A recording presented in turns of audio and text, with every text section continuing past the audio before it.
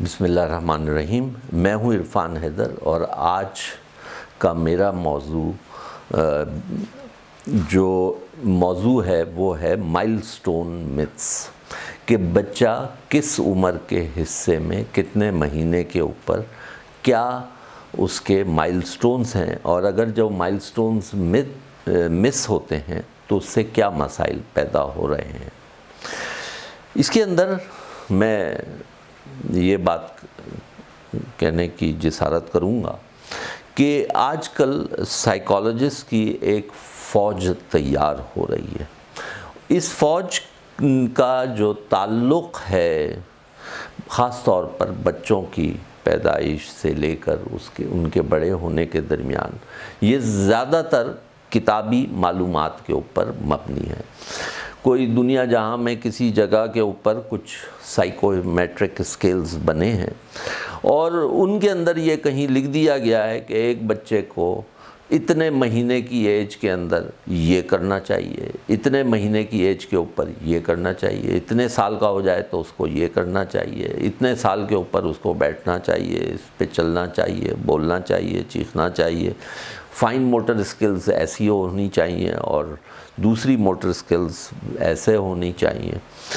یہ سارے جو مائل سٹونز ہیں یہ میتھیکل مائل سٹونز ہیں۔ دنیا کے اندر 7 ارب سے زیادہ لوگ ہیں،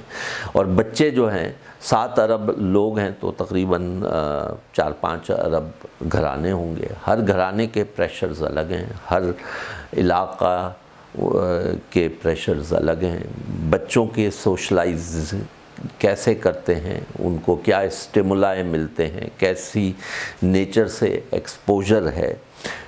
کن کن چیزوں سے اس کا ایکسپوجر ہو رہا ہے، یہ ہر علاقے کے اندر، ہر شہر کے اندر، ہر ماحول کے اندر، ہر کلچر کے اندر مختلف ایکسپوجرز ہیں۔ ان ایکسپوجرز کے ساتھ ایک آسمانی صحیفے کے طور پر یہ سمجھ لینا کہ اتنے مہینے کے اوپر بچہ یہ کرے گا، اتنے مہینے پہ بچہ یہ کرے گا، اتنے مہینے پہ کرے گا، یہ انتہائی غیر فطری بات ہے۔ اور اس کو آسمانی طور پہ نہ صرف یہ کہ آسمانی صحیفے کی طرح سے اس کے اوپر ایمان لے آنا، اور پھر بچے کو لمبی لمبی رپورٹس کے ذریعے اینالائز کرنا، 2 پیج کی، 3 سال کے بچے کی میں نے سائیکالوجی کی رپورٹ پڑھی، کسی سائیکیٹرسٹ نے کی تھی، اور اس کے اوپر مختلف چیزوں کے اوپر مختلف فیصلے صادر کر دیے۔ تو یہ جو ہے یہ عام طور پر بکش نالج ہے، وہاں باہر سے کچھ اسکیلز پکڑ لیے جاتے ہیں، اس کے اوپر کچھ سوال جواب کر کے انہوں نے جناب ایک بڑی سوفسٹیکیٹڈ سائنٹیفک لکنگ ایک رپورٹ بنا لیتے ہیں، اور یوں لگتا ہے کہ یہ رپورٹ جو ہے نا ویسی ہے جیسے میں نے خون ٹیسٹ کرنے کو دیا اور میرے پاس بلڈ کاؤنٹس آ گئے، اور یہ رپورٹ جو ہے اس طرح سے وہ پیش کی جاتی ہے جیسے کہ میں نے اپنا کوئی اور ٹیسٹ کرایا تو بلڈ پریشر جس طرح سے ٹیسٹ ہوتا ہے، یا ٹیمپریچر ٹیسٹ ہوتا ہے، یا LFTs ٹیسٹ ہوتے ہیں، یا CBC ٹیسٹ ہوتے ہیں، مختلف ٹیسٹ ہوتے ہیں۔ تو یہ جو سائیکومیٹرک اسکیلز ہیں یہ بظاہر یوں دکھائی دیتا ہے جیسے وہ بھی اسی طرح کے ٹیسٹ ہیں، حالانکہ وہ انتہائی سبجیکٹیو اسیسمنٹس ہیں، اور اس کو ہائپوتھیسائز کیا جاتا ہے اور اس کو جنرلائز کیا جاتا ہے، یعنی کہ یہ مائل سٹونز بنا کے لوگ یہ سمجھنے لگتے ہیں کہ بھائی دنیا کے جو 7,000 لوگ ہیں وہ سب کے سب فلاں ایج کے اندر فلاں کام کر رہے ہوں گے۔ تو اس کے اندر ان مائل سٹونز کی میتھس سے کیا مسائل ہوتے ہیں میں ان کی طرف ابھی آ رہا ہوں، لیکن اس کے اندر یہ بات جاننے کی بڑی ضروری ہے کہ سائیکالوجسٹ کا اپنا پرسنل ایکسپیرینس بچوں کے ساتھ کیا ہوا ہے۔ یعنی کہ ایک تو ایکسپیرینس یہ ہوتا ہے، یعنی کہ میں اکثر یہ کہتا ہوں لوگوں کو کہ نانا دادا وغیرہ جو ہوتے ہیں، نانی دادی اور یا نانا دادا جو ہیں، وہ وقت بچوں کو یعنی کہ پوتے پوتیوں کو یا نواسے نواسیوں کو انجوائے کرنے کا سب سے زبردست وقت ہوتا ہے۔ کیوں؟ کیونکہ بچہ ان کے پاس اسی وقت آتا ہے جب وہ کھانا وانا اس نے کھا لیا ہوتا ہے، پانی پی لیا ہوتا ہے، اس کی ضروریات پوری ہو چکی ہوتی ہیں، پیٹ بھرا ہوا ہوتا ہے، نیند لی چکا ہوتا ہے، پھر وہ ہنستا مسکراتا نانا دادا وغیرہ کے پاس جب آتا ہے تو ہم بے انتہا انجوائے کرتے ہیں، اور ہم اس وقت تقریباً یہ بھول چکے ہوتے ہیں کہ جب ہم والد اور والدہ تھے، یعنی کہ جب بچے ہمارے تھے، تو اس وقت بچہ جو تھا نا وہ 24 آور ہماری رسپانسبلٹی ہوتا تھا۔ میں چھوٹے بچوں کی بات کر رہا ہوں کہ اس وقت جو بچہ تھا وہ ہماری 24 آور کی رسپانسبلٹی ہوتا تھا، چاہے مجھے پریشانی ہے کوئی آفس کی طرف سے، کوئی گھریلو پریشانی ہے، کوئی فائنینشیل ڈیفیکلٹی ہے، میری طبیعت خراب ہے، میں اس وقت انرجیٹک نہیں فیل کر رہا، میرے موڈ کے اندر کوئی ایشو ہے،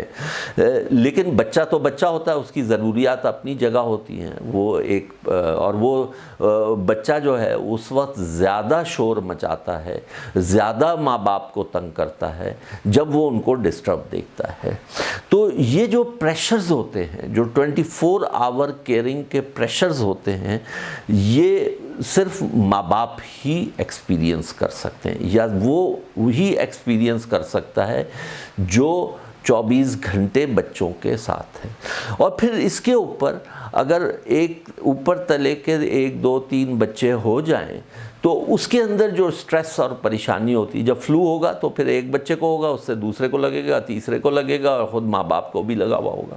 اب جو گھر میں ہے وہ ایک کرائسس سچویشن ہے، ساری چیزیں ڈسٹرب ہو گئی ہیں اور بچے پھر رو رہے ہیں، اور ظاہری بات ہے چھوٹا بچہ ہے، اس کو تو نہیں پتہ، اس کو تو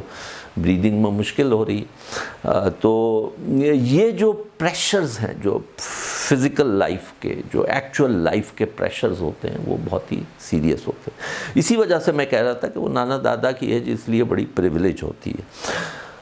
اور عام طور پہ بچوں کا تعلق نانا دادا سے ہی زیادہ ہوتا ہے کیونکہ ماں باپ اکثر مصروف ہوتے ہیں۔ لیکن ان سائیکالوجسٹ کی فوج جن کی میں بات کر رہا تھا، انفارچونیٹلی عام طور پہ ان کے پاس بچے نہیں ہوتے، اور اگر بچے ہوئے بھی تو 1 2 ہوتے ہیں، اور وہ بھی فاصلے والے ہوتے ہیں۔ لیکن جو بچے ان کے پاس آ رہے ہوتے ہیں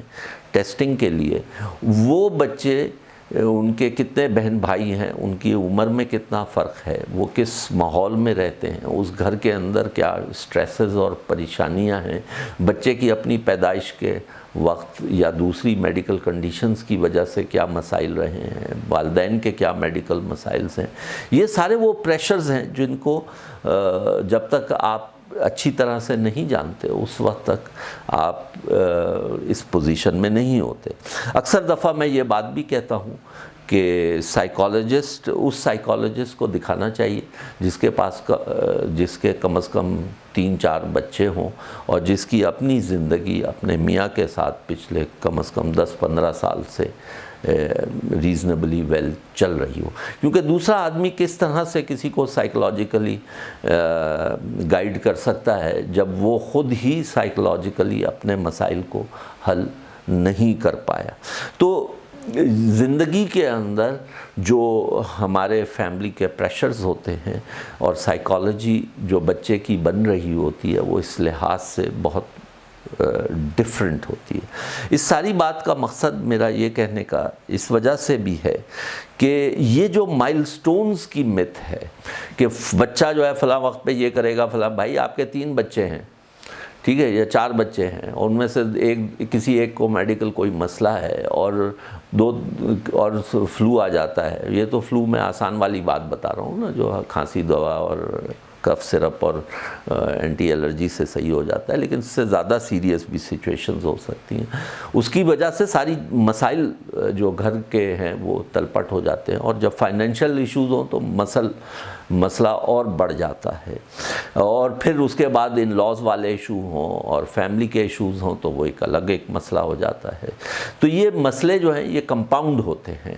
تو یہ جو مائل سٹونز ہے اور بچے کی پیدائش جو ہوتی ہے وہ ان عوامل کے ساتھ ہو رہی ہوتی ہے، اور یہ ایکسپیکٹ کرنا کہ ہر بچہ جو ہے نا اتنے سال 1 سال اور اتنے مہینے کے اندر یہ بات کر رہا ہوگا اور 1 سال اتنے مہینے کے اوپر یہ کام کر رہا ہوگا۔ میرے پاس بھی ایک کتاب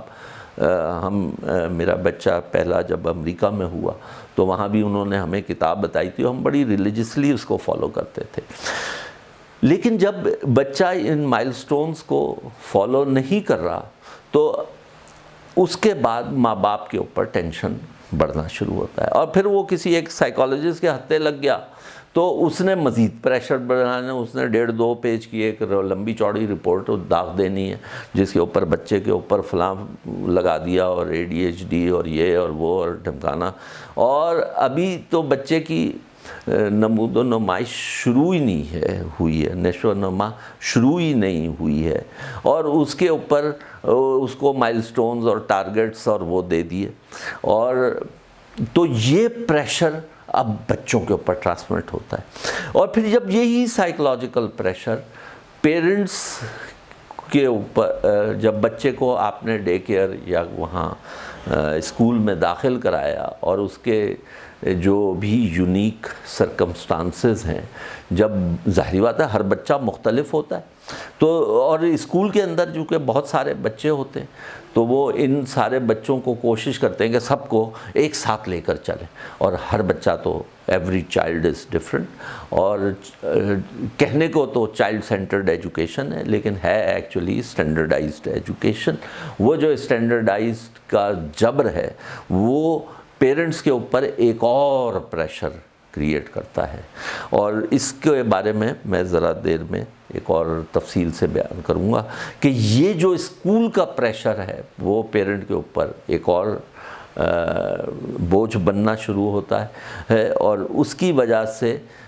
پیرنٹس جو ہیں اپنا غصہ پھر بچوں پہ نکالنا شروع کرتے ہیں، تو this further impedes the natural development of a child. تو آج کی میں نے ٹاک کے اندر مائلسٹون متس کی بات کی ہے۔ ہاں یہ انڈیکیٹرز ہوتے ہیں لیکن دیز انڈیکیٹرز آر یعنی کہ یہ ایکسیپشنز ہوتی ہیں، یہ کوئی جنرل رول نہیں ہے۔ ایسے نوبل laureates تھے جو 5 سال اور 6 سال کی عمر میں بولنا شروع کیا، لیکن کیا اس سے ان کی زندگی پر بعد میں وہ دنیا کے بہترین سپیکرز ہوئے۔ رچرڈ فائنمین کا نام ہوتا ہے جس نے بڑی دیر سے بولنا شروع کیا، لیکن وہ اس کے لیکچرز ابھی بھی یوٹیوب کے اوپر موجود ہیں، اور وہ پچھلی صدی کے بڑے مطلب آئنسٹائن کے لیول کے سائنٹسٹ کے صف میں وہ شمار ہوتا ہے رچرڈ فائنمین، اور لیکن اور اس کے بہترین لیکچر سے جس کے لیے اسٹینفورڈ یونیورسٹی کے اندر باقاعدہ لائنیں لگی ہوئی ہوتی تھیں، اور وہ 6 ایزی پیسز اور 6 ناٹ سو ایزی پیسز والی سیریز ہے بکس کی جو بہت مشہور ہے، اور بلکہ ہم نے جو انٹر میں فزکس پڑھی ہے اس کے اندر سے اکثر جو ایکسپلینیشنز ہے وہ اس کی ان کتب سے نکلے ہیں۔ تو اس بات کا تعلق کہ یہ مائلسٹون میری زندگی کے اوپر کتنا اثر ڈالے گا، یہ اثر تو شاید ڈالتا ہوگا یا نہیں، بعض دفعہ نیگیٹو جو مائلسٹون ہے وہ پازیٹیو ہو جاتا ہے، کیونکہ بچے میں اللہ تعالیٰ نے اتنی صلاحیت دی ہوتی ہے کہ وہ جو 5 سال کا سفر ہے وہ چند مہینوں میں طے کر سکتا ہے۔ جان ہولٹ نے اپنی کتاب کے اندر بتایا کہ ایک بچہ جو تھا وہ 11 سال کی عمر ہو گئی تھی اور اس نے پڑھنا نہیں سیکھا تھا، پھر اس کو شوق ہی نہیں تھا پڑھنے کا، یا وہ ٹیچر جو تھی اس کو خود ہی پڑھنے کا شوق نہیں ہوگا، وہ پڑھا رہی ہوگی تو اس کی وجہ سے وہ متنفر ہو گیا ہوگا، تو وہ اس کو میکنر سیٹس کے اندر شوق پیدا ہو جاتا ہے۔ تو کوئی ایک وہ میل آرڈر سے کوئی ایک ایسی چیز آتی ہے جس کے ساتھ میں ایک لمبی سی لسٹ ہوتی ہے، 11 سال کی عمر ہے، وہ ابھی تک اس نے پڑھنا نہیں سیکھا، اب اس کے اندر طریقہ استعمال دیا ہوا ہے کہ کس طرح سے چیزوں کو جوڑا جائے اور تاکہ وہ چیز بنی جائے جو جس کی تصویر دی ہے۔ اس بچہ جو ہے چند مہینوں کے اندر 2 یا 3 مہینوں میں نہ صرف وہ انسٹرکشنز پڑھ لیتا ہے بلکہ اس انسٹرکشنز کو پڑھنے کے لیے وہ سفر طے کر لیتا ہے جو اس کے اوپر جس کا بوجھ بچے کے اوپر 3 سال کی عمر سے ہم ڈالنا شروع کر دیتے ہیں اور پریشان ہونا شروع ہو جاتے ہیں کہ وہ پڑھ نہیں سکتا یا بول نہیں سکتا۔ شکریہ۔